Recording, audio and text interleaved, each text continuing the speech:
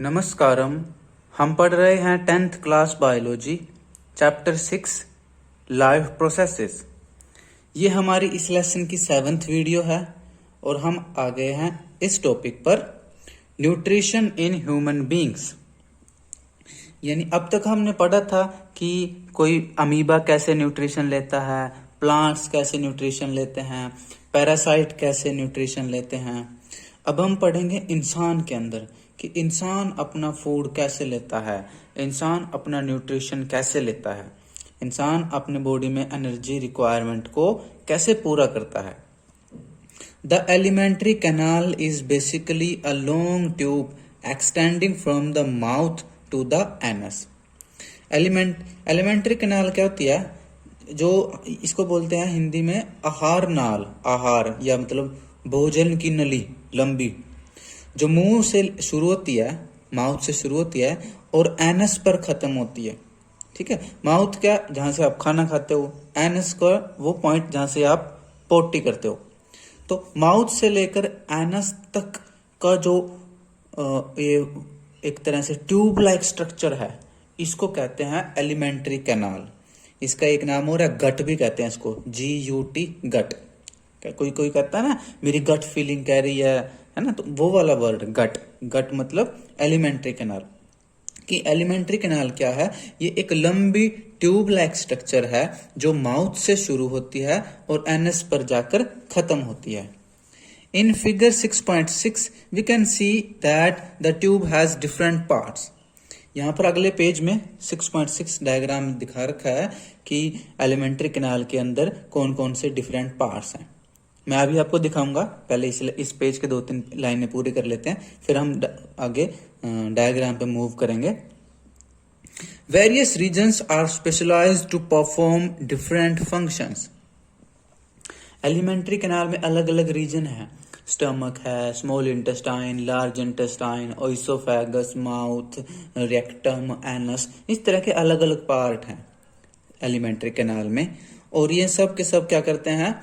अलग अलग काम करते हैं, स्पेशलाइज्ड है। कोई कुछ काम करता है, कोई कुछ, कहीं प्रोटीन की डाइजेशन होती है, कहीं कार्बोहाइड्रेट की डाइजेशन होती है, वो अलग अलग काम करते हैं। कहीं एसिडिक सिक्रीशन है, कहीं बेसिक सिक्रीशन है, ऐसे। What happens to the food once it enters our body?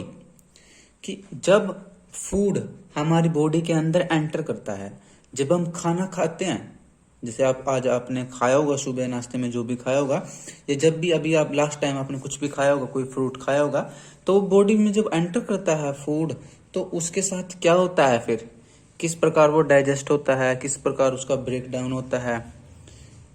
We shall discuss this process here. वो हम यहाँ पढ़ेंगे कि इंसान जब फूड खाता है, इंसान की बॉडी के अंदर जब फूड एंटर करता है, तो उस फूड के साथ फिर क्या होता है, कौन सी प्रोसेस होती है, वो सब आज हम इस टॉपिक में पढ़ेंगे।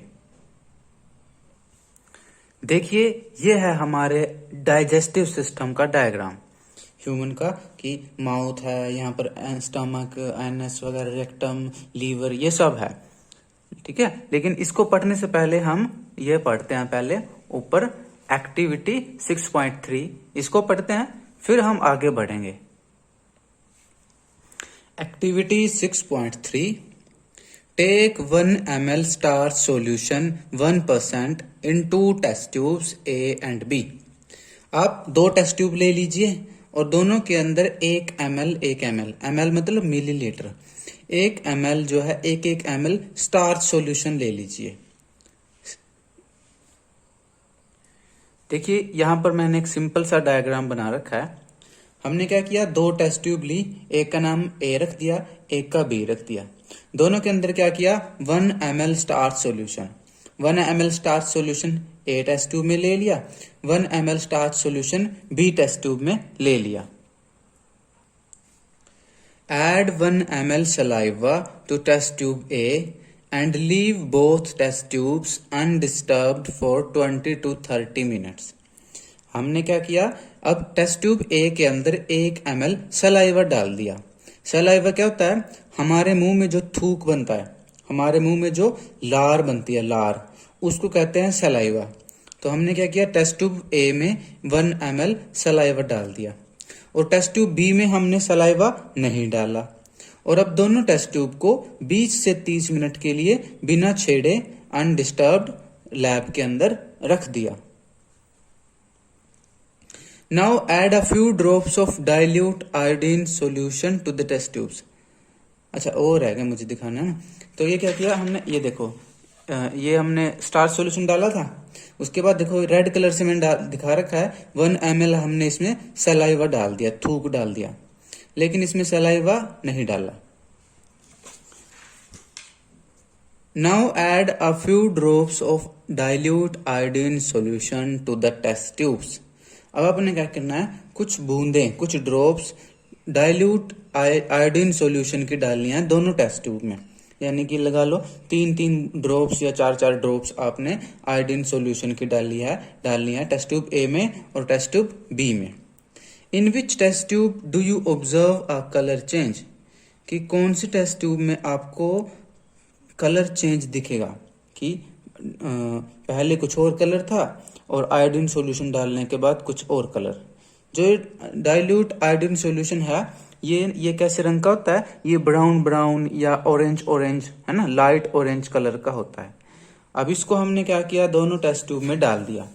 तो दोनों टेस्ट ट्यूब में डालने के बाद हम देखते हैं कि जो टेस्ट ट्यूब ए है उसके अंदर आयोडीन सॉल्यूशन डाला हमने, तो यहां पर तो कलर में कोई चेंज नहीं आता।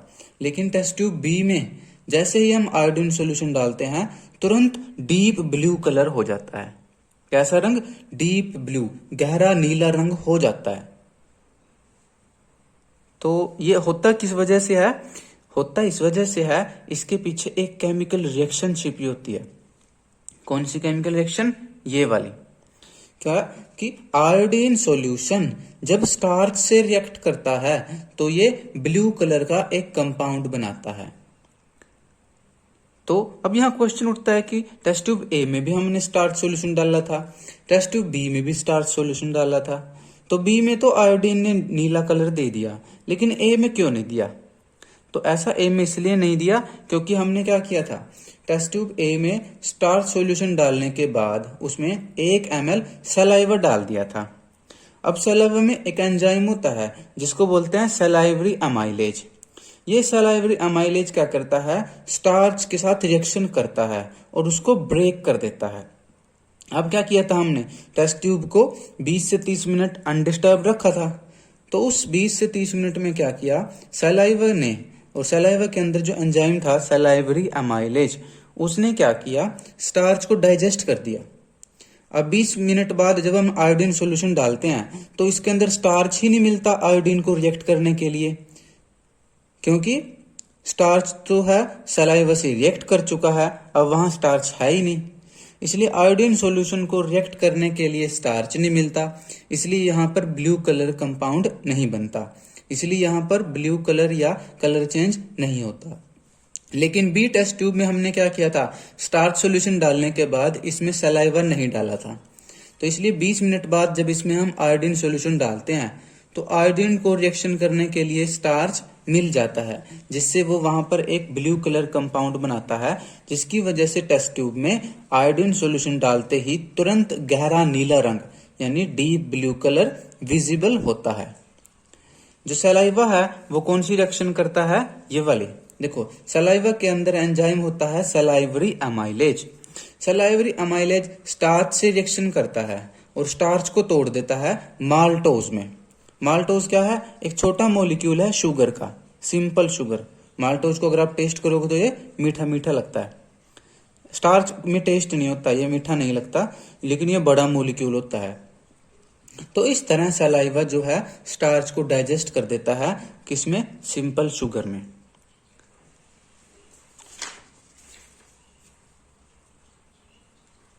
तो ये जो क्वेश्चन था, in which test tube do you observe a colour change, कि कौन सी टेस्ट ट्यूब में आपको कलर चेंज दिखता है, तो किसमें दिखता है, टेस्ट ट्यूब बी में।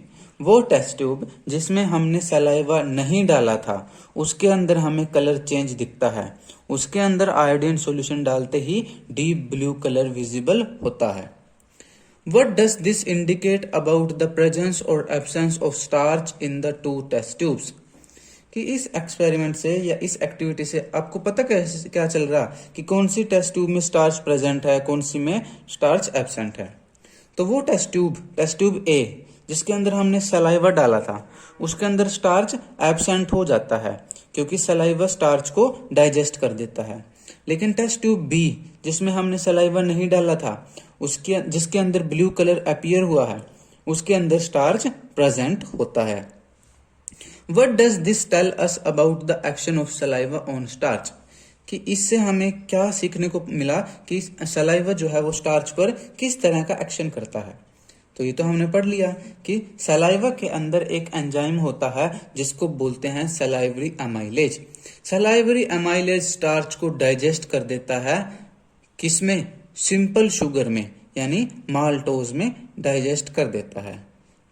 तो देखिए, अब सलाइवा जो है खाने को डाइजेस्ट करने में हेल्प करता है। इसीलिए कहते हैं कि हमें अपने खाने को चबा चबा कर खाना चाहिए पूरा, क्योंकि जितना हम खाने को मुंह में चबाएंगे उतना सलाइवा उसमें मिक्स होता जाएगा, और जितना सलाइवा खाने में मिक्स होता जाएगा वो वहीं पर स्टार्च की डाइजेशन शुरू कर देता है। तो इस तरह से जैसे ही हम खाना अपने मुंह में रखते हैं, खाने की डाइजेशन वहीं से स्टार्ट हो जाती है। इसलिए अगर हम स्टार्च को अच्छी तरह डाइजेस्ट करना चाहते हैं तो हमें खाने को पूरा चबाना चाहिए, ताकि वो मुंह से ही खाना डाइजेस्ट होना शुरू हो जाए। इससे हमारा खाना भी अच्छे से डाइजेस्ट होगा, हम हेल्दी भी रहेंगे, हमारा पेट की बीमारियां भी नहीं होंगी। तो ये थी एक्टिविटी 6.3 जो हमें सिखाती है कि सलाइवा स्टार्च को किस तरह डाइजेस्ट करता है। अब हम चलते हैं ह्यूमन के डाइजेस्टिव सिस्टम के डायग्राम पर। तो इस तरह से हमारा डाइजेस्टिव सिस्टम दिखता है। ये डाइजेस्टिव सिस्टम का एक सिंपल सा डायग्राम है। तो देखिए, ये ऐसे माउथ है, यहां से हमारी एलिमेंट्री कैनाल यहां से शुरू होती है माउथ से, और ऐसे होते हुई एनस पर जाकर के खत्म होती है। तो ये हमारा माउथ है, ठीक है। माउथ के अंदर टंग है और माउथ के अंदर ही दांत होते हैं। माउथ के अंदर का जो स्पेस है उसको बोलते हैं बक्कल कैविटी। अब सबसे पहले मैं इस डायग्राम को समझाता हूं पूरा, फिर उसके बाद फिर हम ये बुक को रीड करेंगे। इससे हमारा टॉपिक रिवाइज भी हो जाएगा और मुझे लगता है हम ज्यादा बेहतर तरह से समझ पाएंगे। तो पहले हम डायग्राम को समझते हैं, फिर हम बुक को रीड करेंगे। तो देखिए, माउथ में क्या होते हैं? टीथ होते हैं, दांत होते हैं। मनुष्य के अंदर 2 बार दांत आते हैं। एक बार तो देखो बचपन में आते हैं, जब 6 महीने की उम्र हो जाती है तो दांत आने शुरू हो जाते हैं, उसको कह देते हैं दूध के दांत। फिर वो बड़े होने के बाद कुछ सालों बाद टूटने लग जाते हैं, फिर परमानेंट टीथ आते हैं जो ज्यादा मजबूत होते हैं। लेकिन अगर वो परमानेंट टीथ टूट जाए तो उसके बाद नए दांत नहीं आते हैं। तो मनुष्य के अंदर लगभग, जैसे मनुष्य के अंदर 32 टीथ आते हैं। अब दांत क्या करते हैं? खाने को चबाते हैं। इसी प्रोसेस को बोलते हैं मास्टिकेशन, कि दांत जब खाने को ग्राइंड कर देते हैं, पीस देते हैं, उसको बोलते हैं मास्टिकेशन। इसके अलावा मुंह में क्या बनता है? सलाइवा बनता है, जिसको क्या कहते हैं? थूक भी कहते हैं, थूक, ये सलाइवा। जब जैसे कोई हमारी फेवरेट कोई चीज बन रही हो तो उसका नाम सुनकर या उसकी फोटो देखकर या उसकी खुशबू को सूंघकर हमारे मुंह में पानी आने लगता है, उस पानी को कहते हैं सलाइवा। जैसे अगर मैं अभी आपके कोई मिठाई, किसी फेवरेट फूड या फ्रूट का नाम लूं तो आपके मुंह में पानी आ जाएगा। जैसे अगर मैं अब कहूं कि इधर हमारे यहाँ पर भट्टी चढ़ रही है और गर्मा गर्म लाल लाल जलेबियां बनाई जा रही हैं, तो आपके मुंह में पानी आ जाएगा। वो पानी क्या है? सलाइवा। सलाइवा क्या काम करता है? सलाइवा डाइजेशन करता है ना, जो अभी हमने पढ़ा। सलाइवा के अंदर क्या होता है? एंजाइम होता है सलाइवरी अमाइलेज। सलाइवरी अमाइलेज क्या करता है? स्टार्च को शुगर में कन्वर्ट कर देता है। जैसे अब कभी आप देखो, अभी आप ना एक ब्रेड का टुकड़ा ले लो या एक रोटी ले लो, फिक्की रूखी रोटी ले लो। वो फिक्की है, उसमें कोई टेस्ट नहीं है, कोई मिठास नहीं है, ठीक है। उसको चबाने लगो, चबाते रहो। कुछ टाइम बाद वो रोटी आपको मीठी लगने लगती है। या वो ब्रेड का टुकड़ा आपको हल्का मीठा लगने लगता है। ऐसा क्यों होता है? ऐसा इसलिए होता है क्योंकि रोटी तो मीठी नहीं थी, लेकिन उसमें स्टार्च थी। तो जैसे ही आप उसको चबाते हो, आपके मुंह में जो सलाइवा होता है वो उस स्टार्च को डाइजेस्ट करके उसको शुगर में कन्वर्ट कर देता है, और शुगर मीठी होती है। हमने अभी पढ़ा माल्टोज शुगर में कन्वर्ट कर देता है। इसी वजह से वो ब्रेड आपको मीठा लगने लगता है।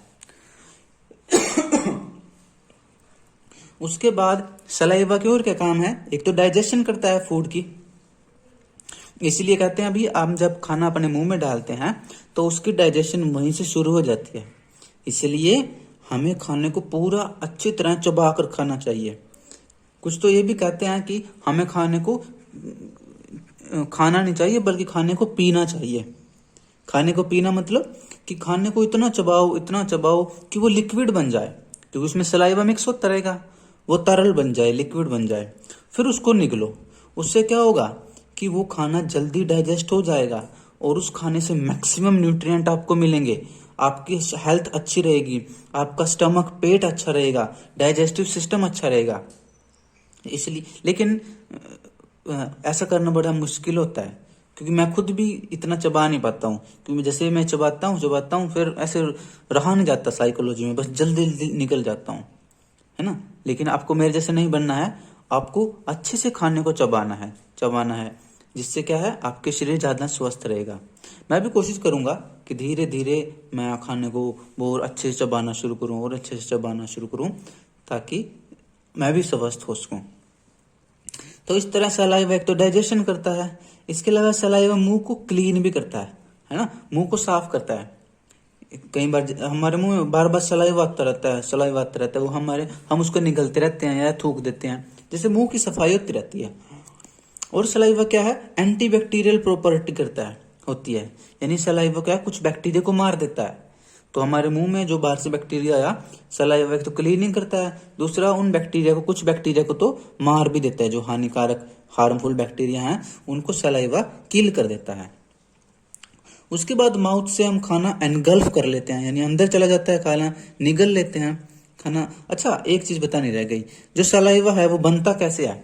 सलाइवा को बनाने के लिए हमारे मुंह में ग्लैंड्स होते हैं। तो मेनली 3 ग्लैंड्स हैं, वैसे तो कई सारे होते हैं लेकिन हम बड़े बड़े 3 ग्लैंड का नाम पढ़ते हैं। एक तो यहाँ पर होता है कुछ कुछ, जिसको बोलते हैं क्या, पेंसिल से दिखाता हूँ, इसमें डायग्राम में दिखा नहीं रखे हैं, वैसे बता रहा हूँ मैं। यहाँ पर होता है हमारी गाल के आसपास 2 होते हैं, एक इस तरफ एक उस तरफ, उसको बोलते हैं पैरोटिड ग्लैंड।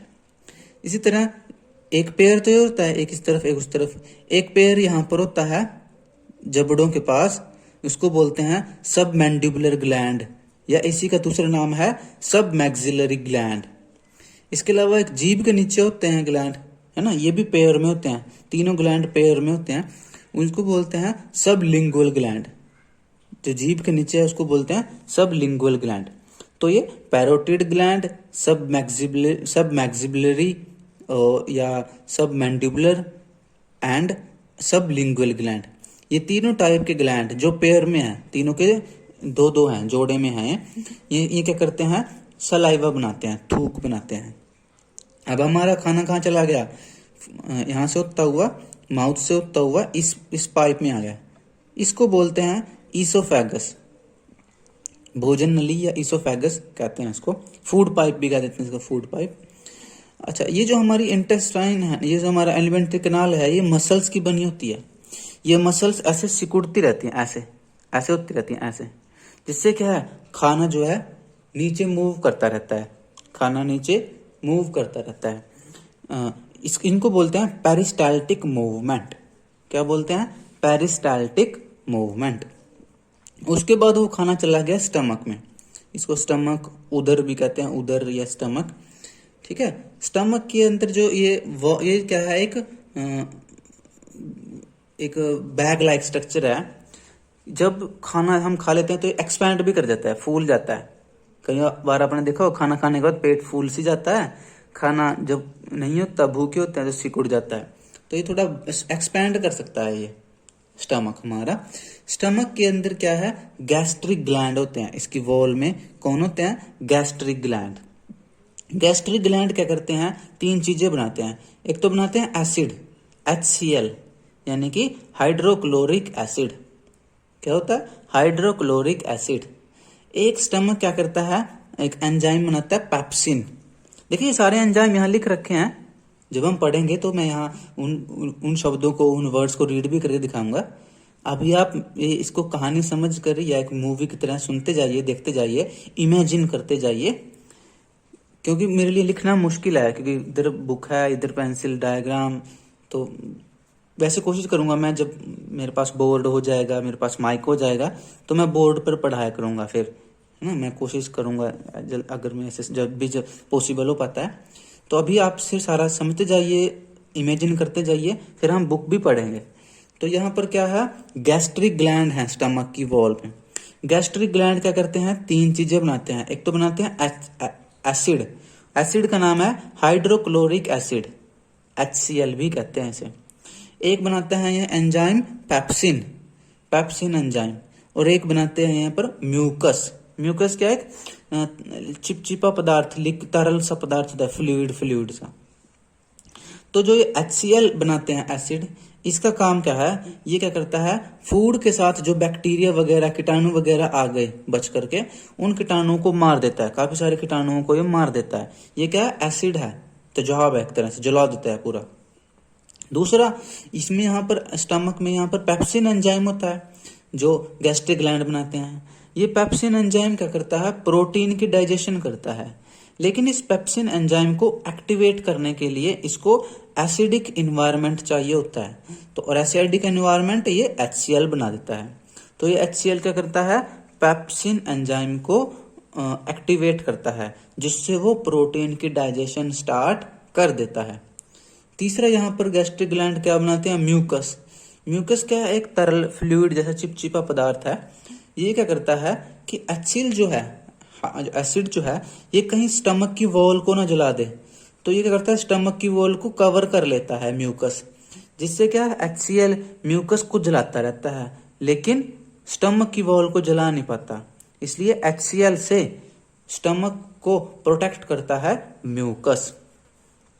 उसके बाद यहाँ पर प्रोटीन की थोड़ी डाइजेशन हो जाती है, और फिर खाना आगे मूव कर जाता है। कहाँ मूव कर जाता है, स्मॉल इंटेस्टाइन में। ये स्मॉल इंटेस्टाइन।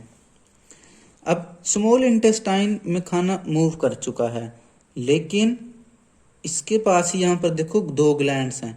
एक तो ये वाला ग्लैंड है, इसको बोलते हैं लीवर, ठीक है, ये लिख के रखा है लीवर ग्लैंड, लीवर। ये गोल ब्लैडर है, ठीक है, और बाइल डक्ट है।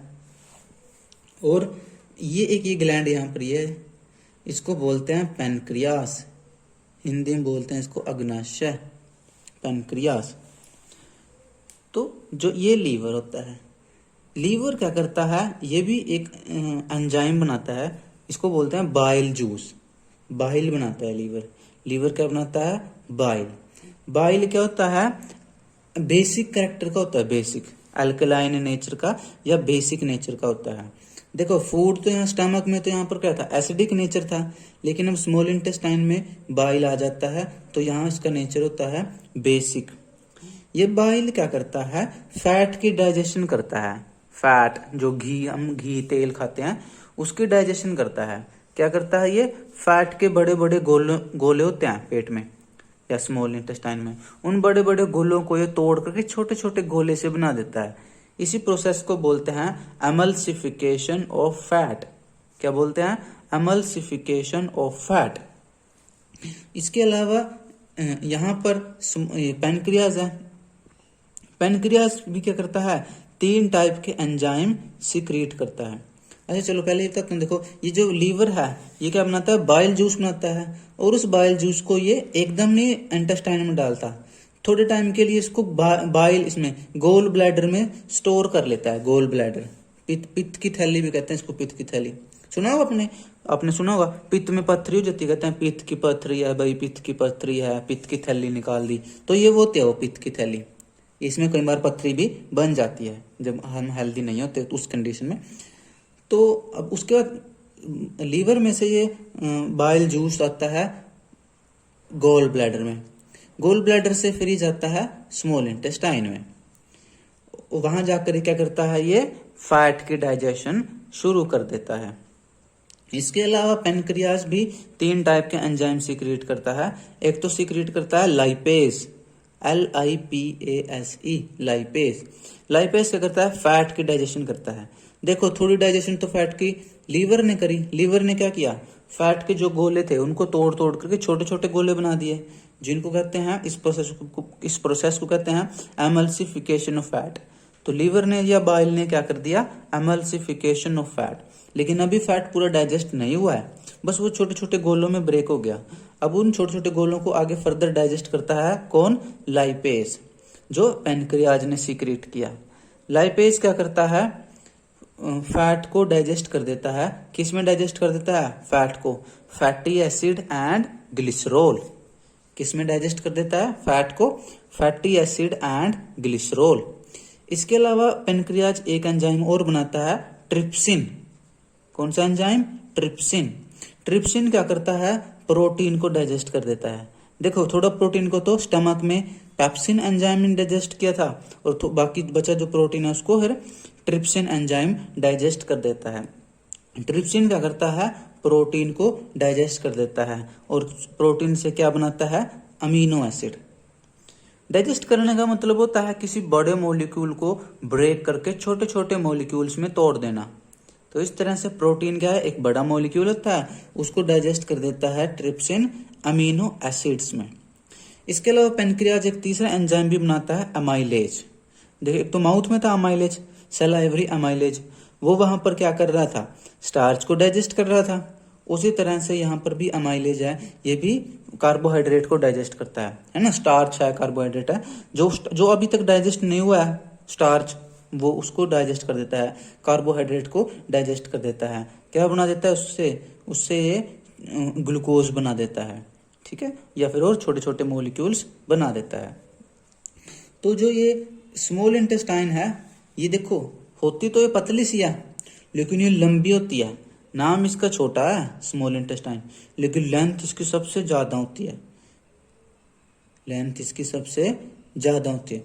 कितनी लंबी होती है, 7 मीटर लंबी होती है, 7 मीटर। स्मॉल इंटेस्टाइन क्या है, ये पतली वाली जो है, ये है 7 मीटर लंबी होती है। स्मॉल इंटेस्टाइन के अंदर फूड की मेनली डाइजेशन हो जाती है। सारी डाइजेशन फूड की स्मॉल इंटेस्टाइन में कंप्लीट हो जाती है। सबसे ज्यादा डाइजेशन फूड की स्मॉल इंटेस्टाइन में ही होती है। अब स्मॉल इंटेस्टाइन में सारा फूड डाइजेस्ट हो गया, फैट भी डाइजेस्ट हो गया, प्रोटीन भी डाइजेस्ट हो गया, कार्बोहाइड्रेट भी डाइजेस्ट हो गया, ठीक है। पानी वानी हम पीते हैं, वो तो क्या डाइजेस्ट होगा, वो तो पानी ही है। तो अब क्या किया हमने, इस फूड को एब्जॉर्ब कर लेते हैं, और एब्जॉर्ब करके फूड कहाँ चला जाता है, ब्लड में। लेकिन एब्जॉर्ब करने के लिए भी, अच्छा एक चीज और रहेगी, स्मॉल इंटेस्टाइन में ना इंटेस्टाइनल एंजाइम भी होते हैं, वो भी क्या करते हैं, फूड के डाइजेशन में हेल्प करते हैं। जो ये स्मॉल इंटेस्टाइन है, इसमें फिंगर लाइक स्ट्रक्चर होती हैं। स्मॉल इंटेस्टाइन में उंगली जैसी फिंगर लाइक स्ट्रक्चर होती है, जिनके अंदर ब्लड की सप्लाई होती है, उनको बोलते हैं विलाई। क्या बोलते हैं, विलाई। ये लाखों करोड़ों होती हैं। अब जब खाना जो डाइजेस्ट हो चुका है, उसको ये विलाई एब्जॉर्ब कर लेती है, और वहां से ये खाना कहाँ चला जाता है, ब्लड में चला जाता है, और ब्लड से फिर वो खाना कहाँ जाता है, पूरी बॉडी में फैल जाता है। जहां जहां ब्लड जाता है वहां वहां वो खाना पहुंच जाता है, ब्रेन में, स्टमक में, हाथों में, सब जगह पहुंच जाता है। उसके बाद अब खाना जो है आगे मूव करता है, कहाँ मूव करता है, लार्ज इंटेस्टाइन में। लार्ज इंटेस्टाइन क्या है, ज्यादा मोटी होती है, लेकिन लेंथ में छोटी होती है। स्मॉल इंटेस्टाइन मोटाई में तो कम होती है, पतली होती है, लेकिन लंबाई में ज्यादा होती है। लार्ज इंटेस्टाइन मोटाई में ज्यादा होती है, लंबाई में कम होती है। कितनी लंबी होती है ये सिर्फ 1.5 मीटर लंबी होती है, 1.5 मीटर लंबी होती है। कौन, लार्ज इंटेस्टाइन। लार्ज इंटेस्टाइन के पहले ही देखो यहाँ पर एक और स्ट्रक्चर है, अपेंडिक्स कहते हैं इसको, अपेंडिक्स। अपेंडिक्स के बारे में साइंटिस्टों को ज्यादा नॉलेज नहीं है, लेकिन ऐसा कहते हैं कि कुछ लोग ये कहते हैं कि अपेंडिक्स जो है हमारे अंदर, जो पुराने टाइम में पहले जो लोग रहते थे, तो पहले के टाइम में ये अपेंडिक्स जो है फूड डाइजेशन में हेल्प करती थी।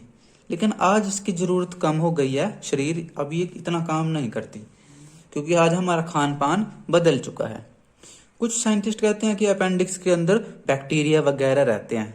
ऐसे बैक्टीरिया रहते हैं जो एलिमेंट्री कैनाल को हेल्दी रखते हैं, जो डाइजेस्टिव सिस्टम को सही रखते हैं, वो बैक्टीरिया रहते हैं अपेंडिक्स में। लेकिन इसके बारे में अभी ज़्यादा नॉलेज साइंटिस्टों को नहीं है कि ये अभी अभी काम कर रही है या नहीं कर रही है। उसके बाद ये जो लार्ज इंटेस्टाइन है, इसके अंदर आ गया। लार्ज इंटेस्टाइन के अंदर क्या है, ज़्यादा कोई खाना डाइजेस्ट नहीं होता। जैसे कि मैंने बताया, ज़्यादातर खाना कहाँ डाइजेस्ट हो जाता है, स्मॉल इंटेस्टाइन में। लार्ज इंटेस्टाइन में कोई ज़्यादा खाना इसमें डाइजेस्ट होता ही नहीं। इसमें सब क्या होता है, जो वाटर वगैरह है वो एब्जॉर्ब हो जाता है। जो खाना में जो आया था ना वाटर वगैरह जो है वो लार्ज इंटेस्टाइन में एब्जॉर्ब हो जाता है। थोड़ा बहुत साल्ट वगैरह एब्जॉर्ब हो जाते हैं बस। लेकिन यहाँ पर कोई खाना डाइजेस्ट नहीं होता। और वो खाना आगे चलते चलते चलते अब क्या हुआ, जितना डाइजेस्ट होना तो हो लिया, अब वो सारा क्या है, अनडाइजेस्टेड खाना है ना, अनडाइजेस्टेड खाना है। देखो यहाँ लार्ज इंटेस्टाइन का नाम लिख कर गया, कोलोन भी कहते हैं इसको। अनडाइजेस्टेड खाना है, अब उसकी जरूरत नहीं है। अब अनडाइजेस्टेड खाना ही क्या होता है, वही होता है पोटी, है ना, वो यानी शरीर के लिए वो वेस्ट है। वो खाना यहाँ तो यहाँ आ जाता है। इसको बोलते हैं रेक्टम, यहाँ लिख नहीं रखा है, इस यहाँ बोलते हैं रेक्टम। थोड़े टाइम के लिए यहाँ स्टोर हो जाता है। उसके बाद फिर क्या है, एनस के द्वारा, है ना, वो सारा खाना बॉडी से बाहर निकल जाता है। यानी जो पोटी है वो एनस के द्वारा बॉडी से बाहर निकल जाती है। कुछ लोग पोटी का नाम सुन करके ऐसे वो करते हैं, भी पता नहीं गंदी चीज है ना, कैसी पोटी पोटी कर रहा है। आप भी सोच रहे होंगे भी कैसा टीचर है, क्या पोटी की बात कर रहा है, एनस की बात कर रहा है। लेकिन अगर किसी इंसान की पोटी ना आए तो वो बीमार हो जाता है। कभी आप नोटिस करना, जिस दिन आपका पेट साफ है, आपकी सही से पोटी आ रही है, पेट साफ है, उस दिन आप खुश रहते हो, हल्के हल्के रहते हो। अगर आपकी 2 दिन पोटी ना आए तो पागलों जैसी हर हालत हो जाती है, सिर में दर्द हो जाता है या परेशान हो जाते हैं, जिसको कब्ज भी कहते हैं, कॉन्स्टिपेशन। जैसे इंसान की पोटी ना आए ना, उसको बोलते हैं कि इसको कब्ज हो गई है, कॉन्स्टिपेशन हो गया। इसलिए मैं कहता हूँ हमेशा आपको अपने डाइजेस्टिव सिस्टम को स्वस्थ रखने की कोशिश करनी है, क्योंकि अगर आपकी पोटी आती रहेगी, आप स्वस्थ रहोगे, आपका पेट हल्का रहेगा, तो दूसरी बीमारियां भी नहीं आती। आप ज्यादा अच्छे से पढ़ सकते हो, ज्यादा अच्छे से खेल सकते हो, लाइफ को एंजॉय कर सकते हो। ठीक है, तो इसलिए आपको अपने डाइजेस्टिव सिस्टम को हेल्दी रखना है। तो ये था ह्यूमन एलिमेंट्री कैनाल, है ना, मनुष्य का डाइजेस्टिव सिस्टम। ये कितना, माउथ से लेकर के एनस तक ये कितना लंबा होता है, 9 मीटर लंबा होता है। 9 मीटर के अंदर भी क्या, सबसे लंबा 7 मीटर तो small intestine, 1.5 metre large intestine, और बाकी आधा मीटर जो बचा वो ओइसोफेगस, स्टमक वगैरह में आ जाता है। तो टोटल हमारी एलिमेंट्री कैनाल 9 मीटर लंबी होती है।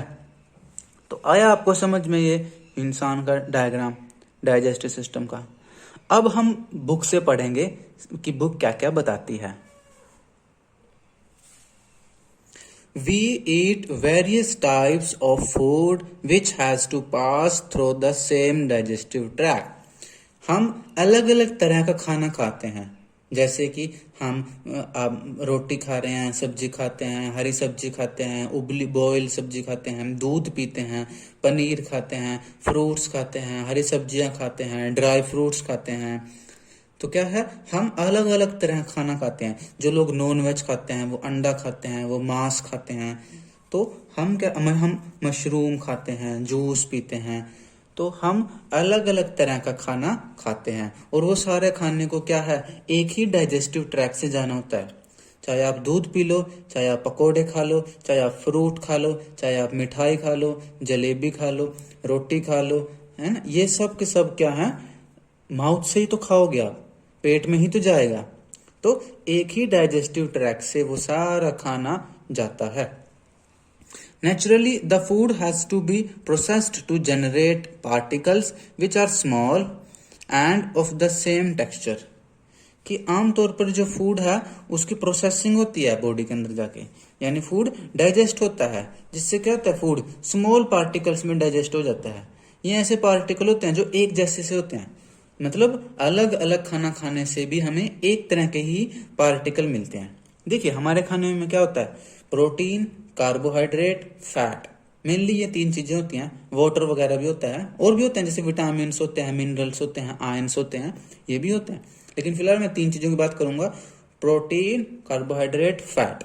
तो अब चाहे आप ब्रेड खाओ, उसमें से भी आपको कार्बोहाइड्रेट मिलेगा, दूध पी लोगे उसमें से भी कार्बोहाइड्रेट, फैट, प्रोटीन मिलेगा। तो सब चीजों से हमें क्या है, यही चीजें मिलती हैं, फैट, प्रोटीन, कार्बोहाइड्रेट। तो बॉडी के अंदर ये सारा, आपने बाहर तो आपने अलग अलग खाना खाया, लेकिन बॉडी के अंदर जाकर के ये एक ही तरह के पार्टिकल्स में ब्रेक कर जाता है, टूट जाता है। जैसे अभी हमने देखा था, है ना, प्रोटीन जो है अमीनो एसिड में डाइजेस्ट कर जाता है ना, कार्बोहाइड्रेट जो है वो ग्लूकोज वगैरह में, इनमें डाइजेस्ट कर जाता है। इसी तरह से फैट जो है वो फैटी एसिड और ग्लिसरॉल में डाइजेस्ट कर जाता है। This is achieved by crushing the food with our teeth. कि जब हम खाना कैसे करते हैं, एक तो खाना सबसे पहले हम हमारे दांत क्रश कर देते हैं, उसको खाने को पीस देते हैं, क्रश कर देते हैं, इसी को बोलते हैं mastication, MASTICATION, mastication. Since the lining of the canal is soft, the food is also wetted to make its passage smooth. कि हमारे जो डाइजेस्टिव सिस्टम की जो लाइनिंग है, अंदर से जो हमारा एलिमेंट्री कैनाल की लाइनिंग है वो नरम नरम है, इसलिए हमें खाने को गीला करके निगलना पड़ता है।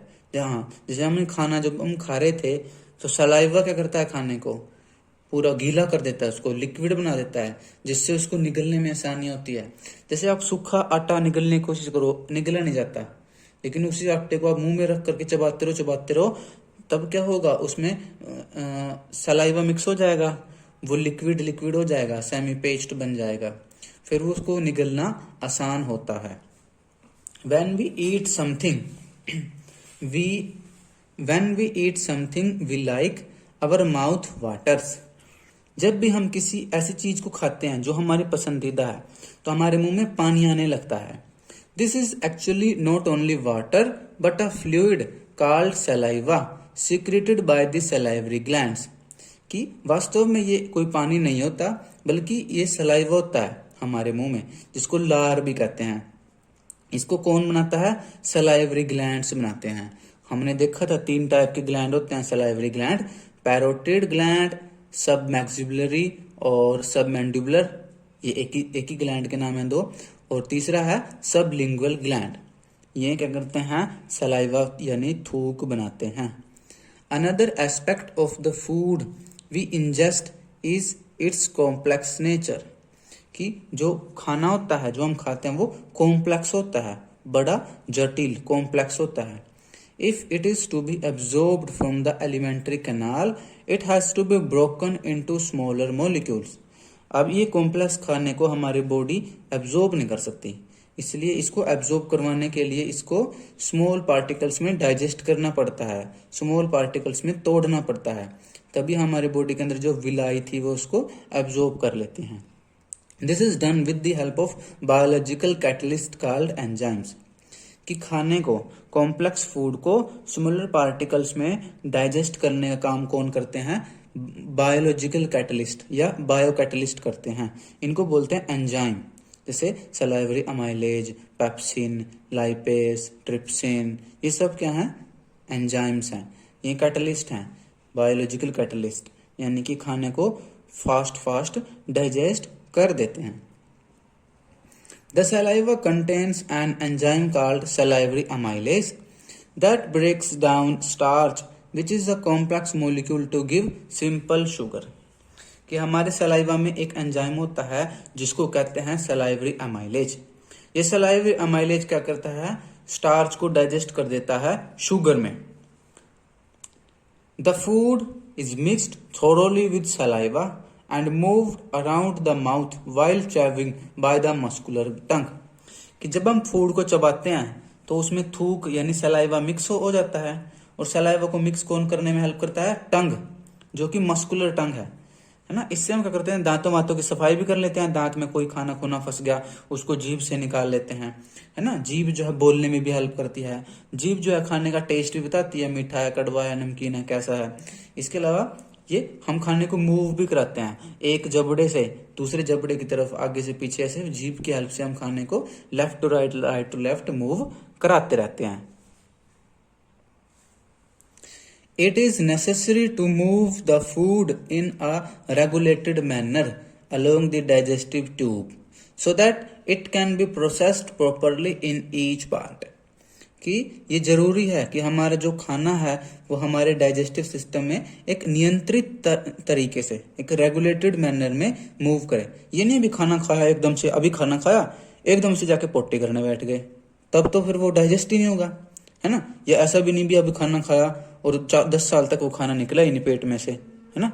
तो ऐसे नहीं कि खाने को एक रेगुलेटेड तरीके से, एक नियंत्रित अवस्था में मूव करना चाहिए। खाने को धीरे धीरे वो मुंह से, स्टमक से, स्मॉल इंटेस्टाइन, लार्ज इंटेस्टाइन, धीरे धीरे एक कंट्रोल्ड मैनर में खाने को मूव करना चाहिए। The lining of canal has muscles that contract rhythmically in order to push the food forward.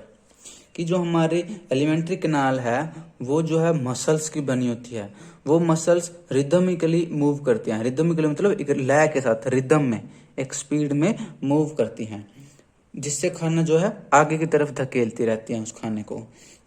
उनको क्या बोलते हैं इन मूवमेंट को? Peristaltic movements.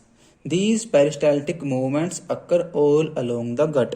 ये पूरी गट में ये पेरिस्टाल्टिक मूवमेंट होती है। देखो मैंने कहा था एलिमेंट्री कैनाल का एक नाम गट होता है, ये आ गया देखो, GUT, gut. From the mouth the food is taken to the stomach through the food pipe or esophagus। कि माउथ से जो खाना है ईसोफेगस के जरिए स्टमक में आ जाता है। The stomach is a large organ which expands when food enters it। कि स्टमक जो है एक बड़ा ऑर्गन है, जब इसमें खाना जाता है तो ये फूल जाता है, एक्सपैंड कर जाता है, चौड़ा हो जाता है। इसलिए खाना खाने के बाद हमारा पेट मोटा हो जाता है थोड़ी टाइम के लिए। The muscular walls of the stomach help in mixing the food thoroughly with more digestive juices। कि हमारा जो स्टमक की जो वाल है, मस्कुलर वाल है, ये ऐसे हिलती रहती है जिससे खाने को और ये मिक्स कर देती है, ठीक है, ताकि ये अच्छे से डाइजेस्ट हो सके। इसमें डाइजेस्टिव जूस होते हैं। The digestion in stomach is taken care of by the gastric glands present in the wall of the stomach. कि पेट के अंदर, स्टमक के अंदर डाइजेशन कौन करता है? स्टमक के अंदर गैस्ट्रिक ग्लैंड्स होते हैं जो डाइजेशन कराने में हेल्प करते हैं। दीज ग्लैंड्स यानी these release hydrochloric acid, a protein digesting enzyme called pepsin and mucus. ये गैस्ट्रिक ग्लैंड कहाँ होते हैं? स्टमक की वॉल में प्रेजेंट होते हैं। ये क्या करते हैं? 3 चीजें रिलीज करते हैं, हाइड्रोक्लोरिक एसिड या HCl, अ प्रोटीन डाइजेस्टिंग एंजाइम पेप्सिन, कि एक प्रोटीन डाइजेस्ट करने वाला एंजाइम पेप्सिन, और म्यूकस। 3 चीजें सिक्रीट करते हैं। The hydrochloric acid creates an acidic medium which facilitate the action of the enzyme pepsin. कि हाइड्रोक्लोरिक एसिड क्या करता है? एसिडिक मीडियम बना देता है। अब इस एसिडिक मीडियम में पेप्सिन एंजाइम सही से डाइजेशन का काम करता है। What other function do you think is served by the acid? कि इसके अलावा एक काम तो एसिड ने क्या किया? पेप्सिन एंजाइम को एक्टिवेट करा दिया। इसके अलावा और कौन कौन से फंक्शन करता है ये एसिड HCl? तो क्या करता है ये HCl? और ये करता है जो फूड के साथ जो कीटाणु आ जाते हैं, बैक्टीरिया वगैरह जो हार्मफुल होते हैं, उनको मार देता है, किल कर देता है HCl। ये भी फायदा है इसका। The mucus protects the inner lining of the stomach from the action of the acid under normal conditions. कि जो म्यूकस होता है ये एसिड से स्टमक की इनर लाइनिंग को बचाता है, क्योंकि एसिड क्या कर सकता है? स्टमक की वॉल को भी डैमेज कर सकता है, लेकिन स्टमक वॉल को डैमेज होने से बचाने के लिए म्यूकस हेल्प करता है। ये स्टमक वॉल को कवर कर लेता है, जिससे एसिड जो है स्टमक वॉल को टच नहीं कर पाता और उसको डैमेज नहीं कर पाता। We have often heard adults complaining about acidity. कि हमने कई बार अपने घर में बड़े लोगों को एसिडिटी की समस्या से परेशान देखा है। कहते हैं भी पेट में जलन हो रही है या एसिडिटी हो जाती है। Can this be related to what has been discussed above? क्या इसका संबंध जो हमने अभी पढ़ा है उससे है, यानी क्या इस एसिडिटी का संबंध पेट में बनने वाले एसिड से होता है? तो इसका आंसर है यस। कि देखिए वैसे तो ये एसिड क्या करता है, खाने को डाइजेस्ट करने में हेल्प करता है ना, प्रोटीन एंजाइम यानी पेप्सिन को एक्टिवेट करता है, बैक्टीरिया वगैरह को किल कर देता है, हार्मफुल बैक्टीरिया को किल कर देता है। लेकिन कई बार क्या होता है, ये एसिड शरीर में ज्यादा बनने लगता है। जैसे अगर आप गलत गलत चीजें खा लोगे या ज्यादा खाना खा लोगे, ठीक है, तो उससे क्या होगा, आपके शरीर में ज्यादा एसिड बनने लगेगा। उससे क्या होता है, पेट में फिर जलन हो जाती है।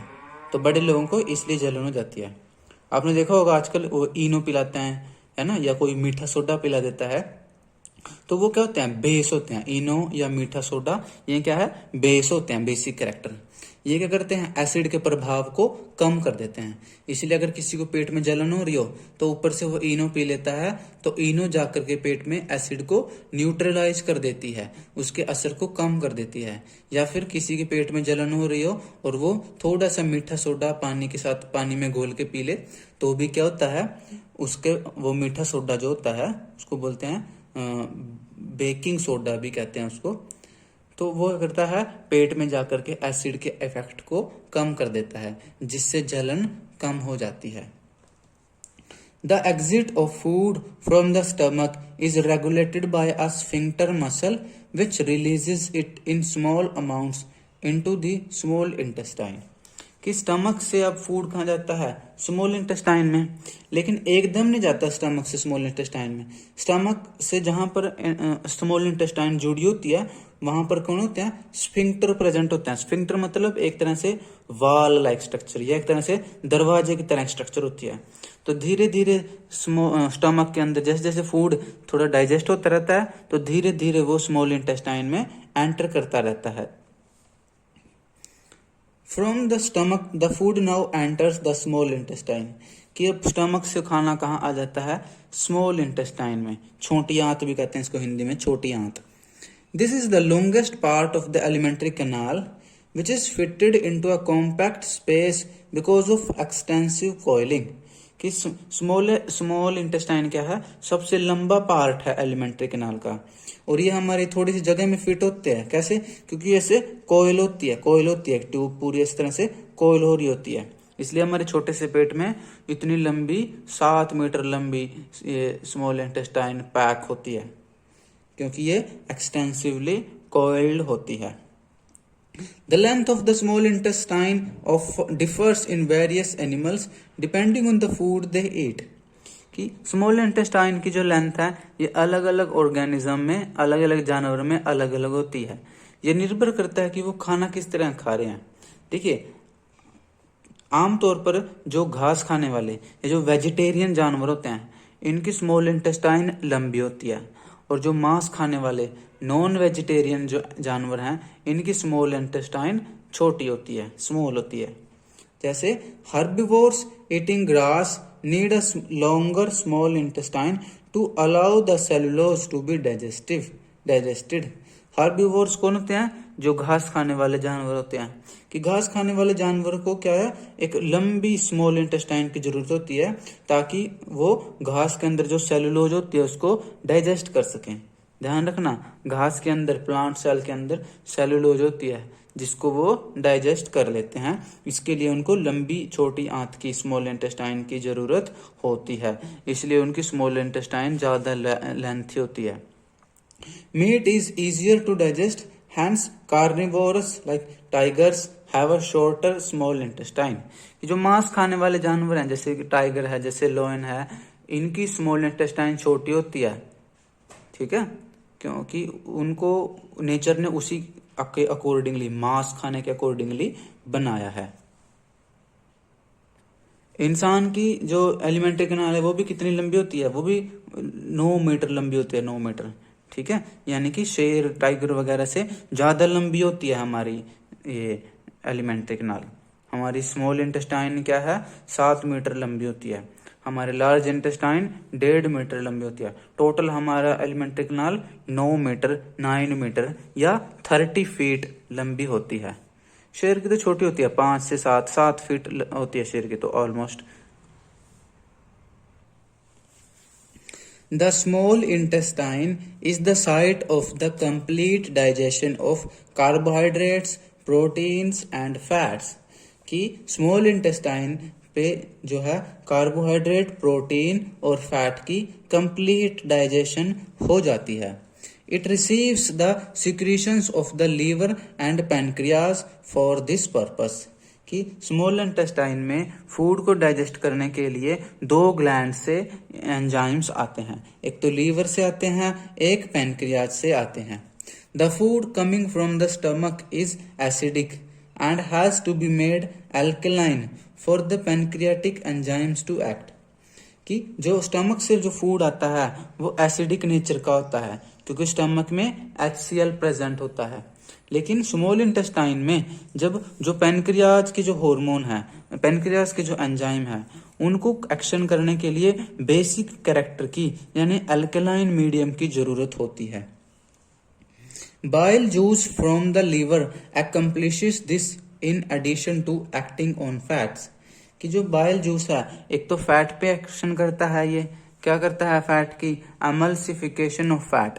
फैट के बड़े बड़े जो गोले होते हैं उनको छोटे छोटे गोलों में तोड़ देता है. इसके अलावा ये बाइल जूस अल्कलाइन नेचर का होता है, इसलिए ये स्मॉल इंटेस्टाइन के अंदर अल्कलाइन यानी कि बेसिक कैरेक्टर क्रिएट कर देता है जिससे पैनक्रियाज के एंजाइम को एक्शन करने में हेल्प होती है. Fats are present in the intestine in the form of large globules which makes it difficult for enzymes to act on them. कि जो फैट होता है वो इंटेस्टाइन के अंदर बड़े बड़े गोलों के रूप में, लार्ज ग्लोब्यूल्स के रूप में प्रेजेंट होता है, जिसकी वजह से उसको डाइजेस्ट करने के लिए उसके ऊपर एंजाइम काम नहीं कर सक पाते क्योंकि वो बड़े बड़े गोले होते हैं. Bile salts break them down into smaller globules, increasing the efficiency of enzyme action. अब जो बाइल साल्ट होते हैं यानी बाइल जूस जो है, बाइल का जो एंजाइम है वो क्या करता है, इन लार्ज ग्लोब्यूल को ब्रेक कर देता है स्मॉलर ग्लोब्यूल के अंदर. This is similar to the emulsifying action of soaps on dirt which that we have learned about in chapter 4. ये कुछ ऐसा ही है जिस प्रकार साबुन जो होती है वो गंदगी के ऊपर एक्शन करती है, उसको गंदगी को हटाती है, उस एमल्सिफिकेशन एक्शन करती है. उसी तरह से ये फैट जो है उसी तरह से जो बाइल जूस है वो फैट के ऊपर एमल्सिफिकेशन एक्शन शो करता है. ये जो साबुन किस तरह से गंदगी के ऊपर एक्ट करती है, साबुन किस तरह से कपड़े धोती है, ये आप चैप्टर 4 में पढ़कर आए हो. द पेनक्रियाज चैप्टर 4 जिसका नाम है कार्बन एंड इट्स कंपाउंड, वहां पर एक टॉपिक है कि जो सोप वगैरह है, साबुन वगैरह हैं, जैसे सर्फ वगैरह हैं, डिटर्जेंट हैं, वो किस तरह से गंदे कपड़ों से गंदगी को हटाते हैं. The pancreas secrete pancreatic juice which contains enzymes like trypsin for digesting proteins. अच्छा, जो पैनक्रियाज है उसके अंदर भी एंजाइम्स होते हैं फूड को डाइजेस्ट करने के लिए. उसमें 3 एंजाइम होते हैं. एक तो होता है ट्रिप्सिन जो क्या करता है, प्रोटीन को डाइजेस्ट करता है, and lipase for breaking down emulsified fat. एक लाइपेज होता है जो फैट की डाइजेशन करता है और फैट को डाइजेस्ट करके फैटी एसिड और ग्लिसरॉल बना देता है. The walls of the small intestine contain, अच्छा एक नाम और नहीं होता है ना, यहाँ पर तीसरा भी होता है अमाइलेज. अमाइलेज क्या करता है, कार्बोहाइड्रेट की डाइजेशन कर देता है. The walls of the small intestine contains glands which secrete intestinal juice. The enzymes present in it finally convert the, अच्छा क्या स्मॉल इंटेस्टाइन के अंदर छोटे छोटे और भी ग्लैंड्स होते हैं इंटेस्टाइन की वॉल में जो क्या करते हैं, इंटेस्टाइनल जूस सिक्रेट करते हैं जो भी फूड को डाइजेस्ट करने में हेल्प करता है. इस तरह से स्मॉल इंटेस्टाइन में फूड जो है कम्प्लीटली डाइजेस्ट हो जाता है. क्या हो जाता है, protein to amino acid. Protein जो है कम्प्लीटली डाइजेस्ट होके अमीनो एसिड में बदल जाते हैं. कॉम्प्लेक्स कार्बोहाइड्रेट इनटू ग्लूकोज, जो कॉम्प्लेक्स कार्बोहाइड्रेट है वो डाइजेस्ट हो जाता है ग्लूकोज के फॉर्म में या और भी दूसरे सिंपल मॉलिक्यूल्स होते हैं. And fats into fatty acid and glycerol, और फैट की डाइजेशन हो जाती है कम्प्लीटली और बन जाता है फैटी एसिड बन जाता है और ग्लिसरॉल के मॉलिक्यूल बन जाते हैं. तो इस तरह से मैक्सिमम डाइजेशन फूड की स्मॉल इंटेस्टाइन में होती है. नाम इसका स्मॉल है लेकिन काम बड़े बड़े होते हैं. Digested food is taken up by the walls of the intestine. अब जो फूड डाइजेस्ट हो चुका होता है उसको इंटेस्टाइन की वॉल एब्जॉर्ब कर लेती है।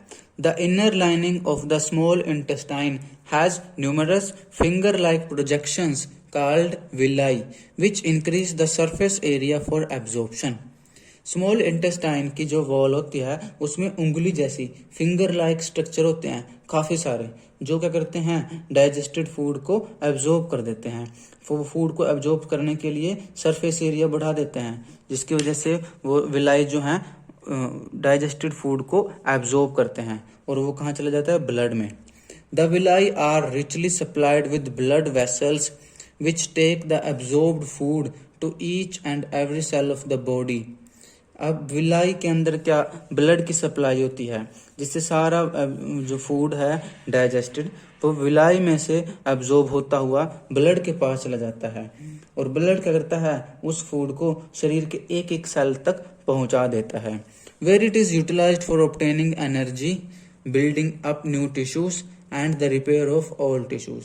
अब सेल्स के पास ये फूड पहुंच जाता है, वहां पर सेल्स इसको यूज कर लेते हैं फूड को एनर्जी बनाने के लिए, बिल्डिंग अप न्यू टिश्यूज नए नए टिश्यू बनाने के लिए, and the repair of all tissues और पुराने टिश्यू की मुरम्मत करने के लिए इस फूड को सेल्स यूज कर लेती हैं। The unabsorbed food is sent into the large intestine where its wall absorb more water from this material. अब वो फूड स्मॉल इंटेस्टाइन में जो एब्जॉर्ब नहीं हुआ है, ना ही डाइजेस्ट हुआ है, ना ही एब्जॉर्ब हुआ है, वो सारा फूड चला जाता है आगे लार्ज इंटेस्टाइन में। लार्ज इंटेस्टाइन में क्या होता है, इसके अंदर जो एक्स्ट्रा वाटर होता है उसको लार्ज इंटेस्टाइन उसमें से एब्जॉर्ब कर लेती है।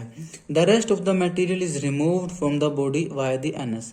और जो वैसा दूसरा मटेरियल बच गया जो ना डाइजेस्ट हुआ ना एब्जॉर्ब हुआ, यानी जो वेस्ट है बॉडी के लिए जिसको पोटी कहते हैं, वो एनस के द्वारा शरीर में से बाहर निकाल दिया जाता है। The exit of this waste material is regulated by anal sphincter. कि एनस के पास स्फिंक्टर लगे होते हैं। स्फिंक्टर मतलब दरवाजे लाइक वॉल लाइक स्ट्रक्चर होती है ना। इसका ऐसा नहीं होता कि पोटी सारा 24 घंटे इंसान करता रहता है, नहीं, वो थोड़ी देर उसको रोक भी सकता है थोड़ी देर के लिए, जब तक उसको वॉशरूम ना मिले तो वो एक सही जगह पे जाकर रिपोर्टिंग करता है, क्योंकि वो कंट्रोल कर लेता है। क्योंकि एनस के पास एक स्फिंक्टर लगा होता है, दरवाजा टाइप स्ट्रक्चर है स्फिंक्टर, जिसकी वजह से क्या है वो कंट्रोल कर लेते हैं हम थोड़े टाइम के लिए कि कब बॉडी में से वेस्ट बाहर निकालना है और कब नहीं निकालना। आगे अभी एक छोटा सा टॉपिक है डेंटल कैरीज, यानी इसमें हम पढ़ेंगे कि दांत काले हो जाते हैं, खराब हो जाते हैं, गल सड़ जाते हैं या दर्द हो जाता है, कीड़ा लग जाता है, वो सब क्या है। तो यहाँ पर हम दांतों के बारे में थोड़ा पढ़ते हैं। डेंटल कैरीज और tooth decay causes gradual softening of enamel and dentine। अच्छा, एनामल क्या होता है, हमारे दांतों का जो वाइट बाहर से जो चमकता है वाइट उसको बोलते हैं एनामल। ये सबसे हार्ड होता है, शरीर में सबसे हार्ड चीज क्या है, एनामल ऑफ टीथ। तो जो डेंटल कैरीज और tooth decay causes gradual softening of enamel and dentine. Dentine क्या होता है, दांत के अंदर का हिस्सा होता है। कि डेंटल कैरीज, जब दांत खराब हो जाता है, टूथ डिके दांत में जब कीड़ा वीड़ा लग जाता है, खराब हो जाते हैं, उससे क्या होता है एनामल खराब हो जाता है हमारे दांत के अंदर का जो डेंटाइन होता है ना, सीमेंट लाइक स्ट्रक्चर होता है डेंटाइन जो उसको जोड़ के रखता है, ये सब क्या खराब हो जाते हैं। It begins when bacteria acting on sugars produce acids that softens और डीमिनरलाइजेस द एनामल। कि हमारे मुंह में काफी सारे बैक्टीरिया रहते हैं, जो हम खाना खाते हैं वो दांत पे चिपक जाता है, उस खाने को ये बैक्टीरिया सड़ा देते हैं, यानी उस खाने को ये बैक्टीरिया खा जाते हैं और ये क्या करते हैं वेस्ट प्रोड्यूस करते हैं। इनके वेस्ट में एसिड होता है, वो एसिड हमारे दांतों को खराब कर देता है, उनको सॉफ्ट कर देता है, उनको खराब कर देता है, उनको डीमिनरलाइज, उनको घोल देता है, मतलब उसको वॉश कर देता है, उनको गड्ढे कर देता है उनके अंदर। Masses of bacteria cells together with food particles stick to the teeth to form dental plaque। कि जब हम खाना वाना खा लेते हैं तो हमारे दांतों के ऊपर खाना के फूड पार्टिकल और बैक्टीरिया ये चिपक कर एक परत बना लेते हैं, पीली पीली सी एक परत बना लेते हैं जिसको प्लेक कहते हैं, plaque. Saliva cannot reach the tooth surface to neutralize the acid as plaque covers the teeth. अब हमारे दांतों को ये पीली परत प्लेक कवर कर लेती है, जिसकी वजह से सलाइवा जो है वो दांतों को क्लीन नहीं कर पाता, क्योंकि उसके ऊपर प्लेक चिपका रहता है। अब अंदर बैक्टीरिया क्या करते हैं, एसिड बनाते रहते हैं और उस एसिड को हमारा सलाइवा न्यूट्रलाइज नहीं कर पाता, क्योंकि बीच में प्लेक अड़ जाता है, बीच में प्लेक की लेयर बन जाती है, जिससे हमारे दांत प्लेक के नीचे खराब होते रहते हैं, काले होते रहते हैं। Brushing the teeth after eating removes the plaque before the bacteria produce acids. कि खाना खाने के बाद अगर हम ब्रश कर लें तो उससे क्या है, हमारे दांतों के ऊपर जो खाना और बैक्टीरिया की जो लेयर बनी है वो साफ हो जाती है, जिससे क्या है, अब बैक्टीरिया को खाने के लिए खाना ही नहीं मिलेगा, फूड नहीं मिलेगा, तो वो एसिड नहीं बना पाएंगे और हमारे दांत सुरक्षित रहेंगे। इफ अनट्रीटेड माइक्रो ऑर्गेनिजम्स में invade the pulp causing inflammation and infection. कि अगर हमारे दांत काले हो जाएं, उसमें गड्ढे हो जाएं और फिर भी हम उसका ध्यान न रखें, इलाज ना कराएं, तो वो बैक्टीरिया दांतों के अंदर तक घुस जाते हैं। पल्प मतलब दांत के बीच के हिस्से में घुस जाते हैं और वो हमारे दांत क्या हो जाते हैं, फिर हम मसूड़े में सोजस आ जाती है, इन्फ्लेमेशन, यानी मसूड़े जो है वो सूज जाते हैं, इन्फेक्शन हो जाता है, दांतों में दर्द होने लगता है, मुंह में बदबू होने लगती है। तो इनसे बचने का एक तरीका है, अपने मुंह को साफ सुथरा रखें। दिन में कम से कम 2 बार ब्रश जरूर करें। एक सुबह जब उठते हो खाना खाने से पहले एक बार ब्रश करें, एक रात को जब आप डिनर कर लेते हो, लास्ट में जब दूध वूध पी लेते हो, लास्ट का जो खाना है उसके खाने के बाद हमें ब्रश कर लेना चाहिए, है ना। क्योंकि अगर रात को हम ब्रश करके पड़ेंगे, अगर हम रात को ब्रश नहीं करेंगे तो मुंह में हमारे खाना के पार्टिकल लगे रहते हैं और वो सारी रात बैक्टीरिया उस खाने को खाते रहेंगे, एसिड बनाते रहेंगे, दांतों को डैमेज करते रहेंगे। लेकिन अगर हम रात में खाने को साफ कर लें ब्रश से, तो रात में बैक्टीरिया को खाने के लिए खाना ही नहीं मिलेगा, इसलिए वो एसिड यानी वेस्ट बना नहीं पाएंगे, इसलिए हमारे दांत सुरक्षित रहेंगे। हमें नीम के दातुन कर लेने चाहिए, या दंत मंजन या ब्रश या कोई भी टूथपेस्ट जो आपका पसंदीदा है आप उसका इस्तेमाल करें और दिन में लगभग 2 बार टूथ ब्रश अवश्य करें। तो ये था हमारा आज का topic, nutrition in human beings. हमने पढ़ा कि इंसान में कैसे फूड जाता है, कैसे डाइजेस्ट होता है। तो मैं रिक्वेस्ट करता हूं कि आप इस टॉपिक को अपनी एनसीईआरटी बुक से जरूर पढ़िएगा। इसके अलावा एक रिक्वेस्ट और करता हूं कि आप अपने घर की छत पर या अपने घर के आसपास कहीं पर भी पक्षियों के लिए पानी व दाना जरूर रखिएगा। मिलेंगे अगली क्लास में अगले टॉपिक के साथ। तब तक के लिए stay healthy, study joyfully and नमस्कारम।